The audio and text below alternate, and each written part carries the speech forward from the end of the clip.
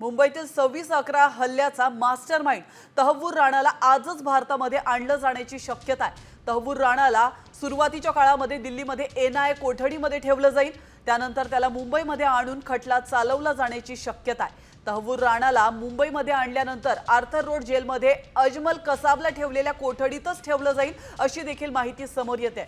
दिल्ली आणि मुंबईतील दोन्ही कारागृहांना सज्ज राहण्याच्या सूचना 2008च्या मुंबई हल्ल्यामध्ये 166 लोकांचा जीव गेला होता।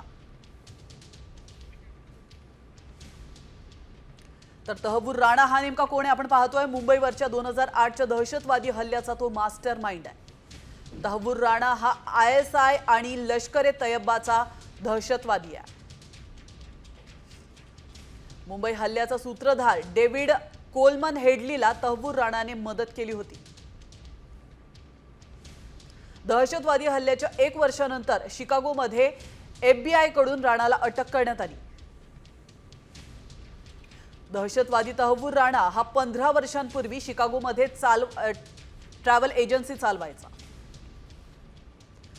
डॅनिश वर्तमानपत्र जेलँड्स पोस्टनवरच्या हल्ल्याचा राणा हा सूत्रधार होता।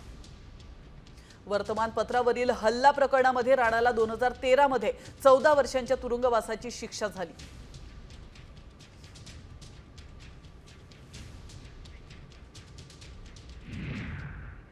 तर महत्त्वाची बातमी आपण पाहतोय। एनआयए प्रमुख सदानंद दाते यांच्यावर राणाच्या प्रत्यार्पणासह चौकशीची जबाबदारी देण्यात आली आहे। अतिशय महत्त्वाची अपडेट। 26/11च्या हल्ल्यामध्ये स्वतः सदानंद दाते यांनी दहशतवाद्यांशी लढा दिला होता। तर राणाला भारतामध्ये आणण्यासह कसून चौकशीची सदानंद दाते यांच्यावर जबाबदारी सोपवण्यात आली आहे। सदानंद दाते यांनी आपल्या छोट्या टीमसह कामा रुग्णालयावर हल्ल्याला तोंड दिलं होतं।